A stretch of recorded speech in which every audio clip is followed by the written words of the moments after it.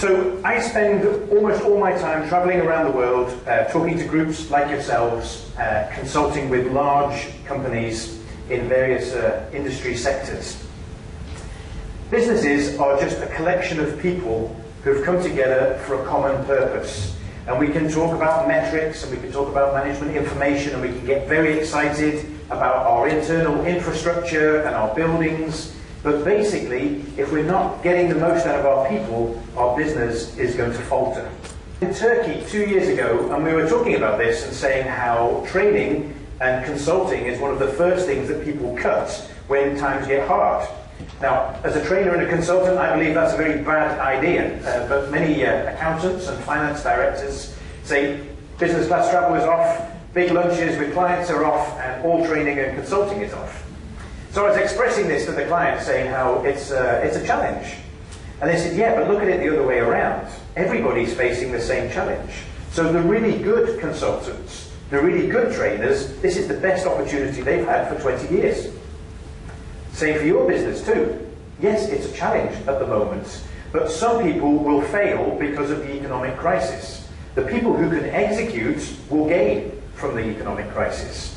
Some of your competitors will disappear because of the difficulties we're having, but if you become brilliant at execution, that gives you a strategic opportunity not to suffer, but possibly even to gain market share.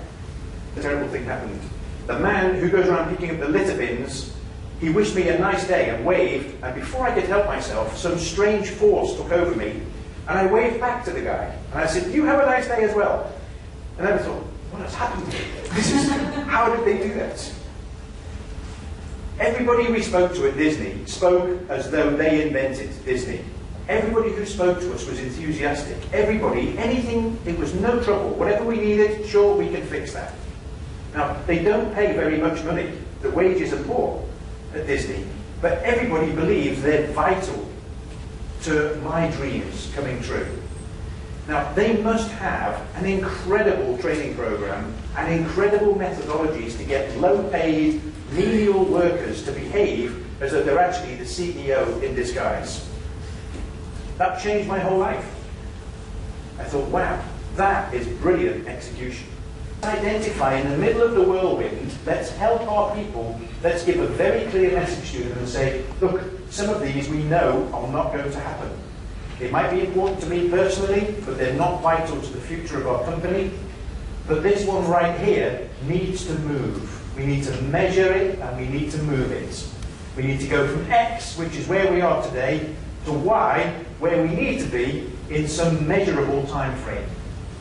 That's what we mean by goals. That's how we're going to move out of maintenance mode into significant impact.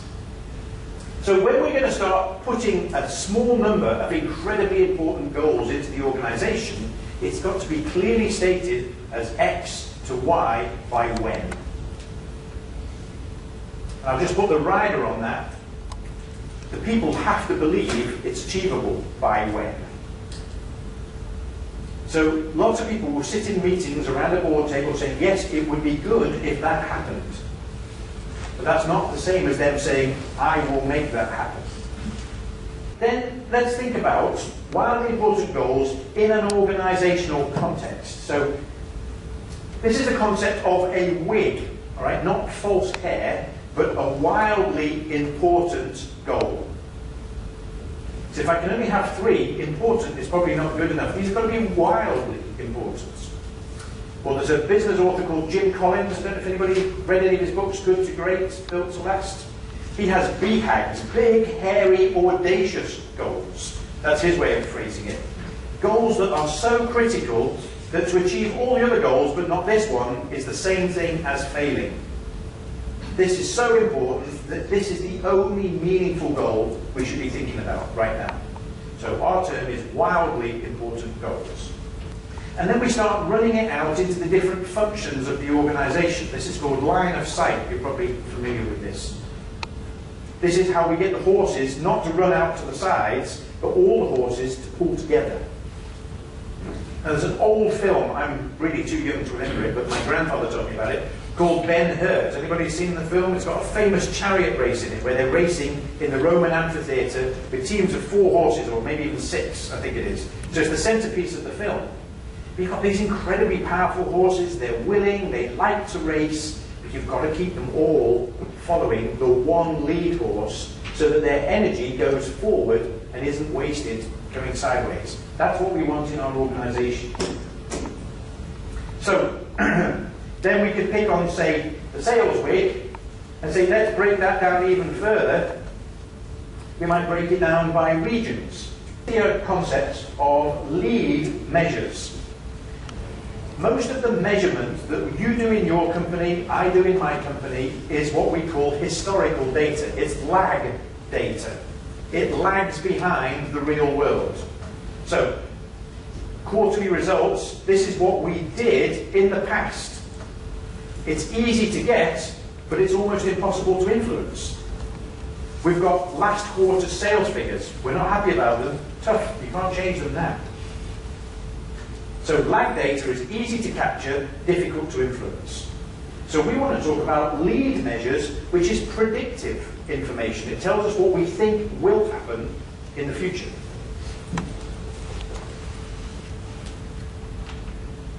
So here's the lag measures that we talked about on the previous screen. Let's just pick on one. That lag measure, we want to get from X to Y by when.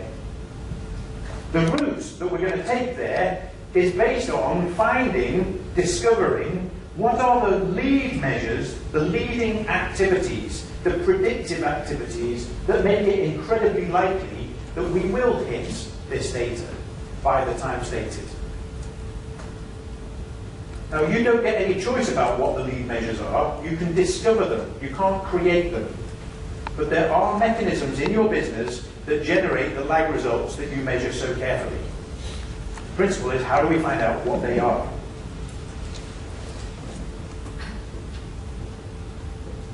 So the lag measure is what's going on. The lead measure is how is that happening? So a very crude example, sales teams all around the world meet every quarter and discuss the sales figures for the quarter. When we find out what the number was, there's usually panic, especially at the moment, because it's not as high as we promised, because we're salespeople, right? We promise you the earth, and then we sell you a very small piece of it. What makes us sell more stuff? It always comes down to a few things. The more customers you contact, the more likely it is that they will say, yes, please send me some information. The more information and quotations you send, the more sales you will make. It's a numbers game. There's variations on it, there are different techniques, but basically you contact as many customers as you can, you ask them if they'll let you quote, and the more quotes you issue, the more sales you will make. Another way of looking at this is to say the lag measure is the big rock that I'm trying to move, the lead measures are the lever that I use to move the rock. So I care about the lags, therefore I focus on the lead activities. To put this all together, here's my weights. Here's my lead measures. The lead measures are driving the lag measures. What I now need to do is find some way of forcing that into my daily schedule, into the middle of the whirlwind. That's something that we call weekly commitments. So every week, my people meet together, they look at the scoreboard, they look at their activities, and they put something in their diary for this coming week that will influence at least one lead measure, which will influence at least one lag measure. So we get all the way from high concept all the way down to, so at 3 o'clock next Tuesday, I'm going to put my energy into this particular activity. So, discipline 1 of the 4 disciplines is you've got to focus on your wildly important goals, 1 preferably, 2 or 3 at the most. Discipline 2 is we identify the lead measures that drive that, and the reality check is it's got to end up in my diary, otherwise it's not real. Differently when they are keeping score, not when you are keeping score. It's when people keep score for themselves that you get their maximum commitments. So you walking around with your clipboard saying, by the way, your aggregate score this week is 12, is not as powerful as them saying, oh my word, I'm 12 and he's 15. That's much more powerful. Now, bearing in mind, it's a scoreboard for the players, there's some key things that we need to say about them. They need to be simple. They need to be highly visible to every player. They need to have the right lead and lag measures. And they need to tell us immediately, within 5 seconds or less, are we winning or are we losing? So it can't be a huge Excel spreadsheet and I'm thinking, okay, lots of numbers, doesn't mean anything.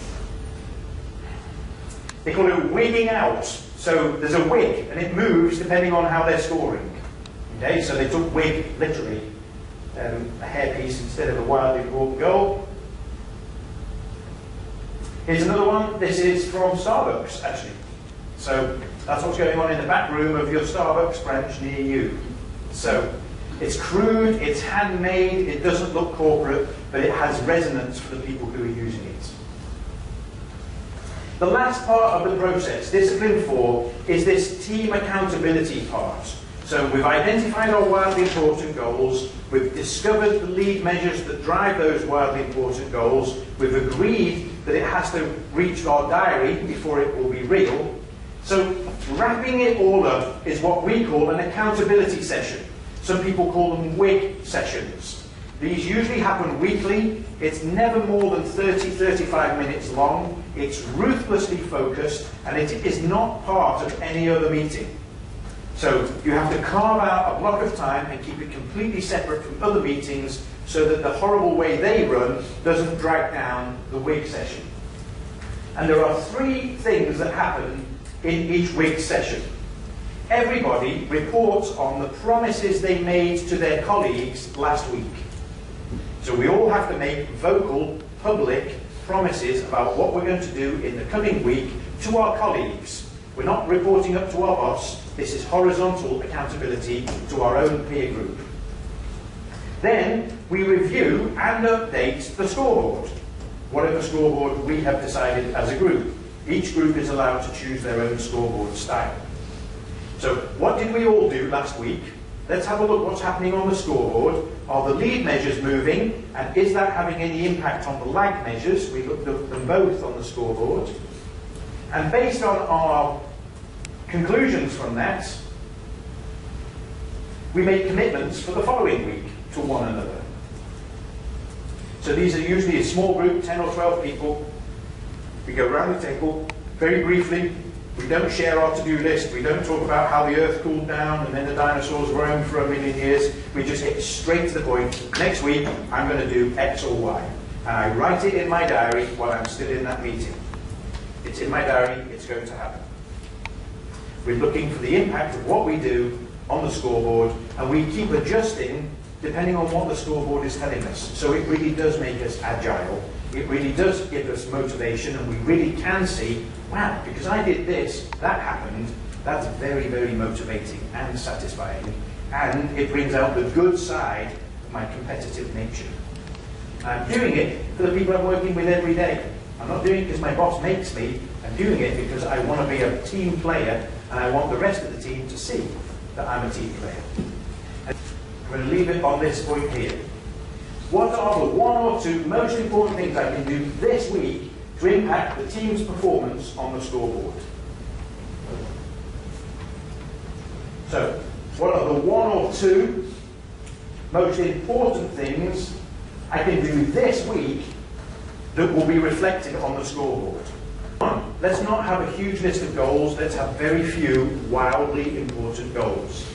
They can be measured in hindsight, which is important, but it's very difficult to react to the numbers because they're historical data now. So to try and move things looking future, I discover with my team what are the lead activities, the small day-to-day activities that actually make that lag measure change. That's a process of trial and error, but eventually we'll find the best ones. Then we target our energy constantly at that. We decide our own scoreboard that will motivate us. The more goofy and quirky it is, the better, because we'll care about it. We've got ownership of it. And then we meet around that scoreboard every week looking at what's happening to the numbers, what did I say I would do, what difference has that made, and in the light of that, what will I do next week? And then the following week, I'll report back on that. It's a very short, simple, punchy, productive meeting. That's the powerhouse of our process.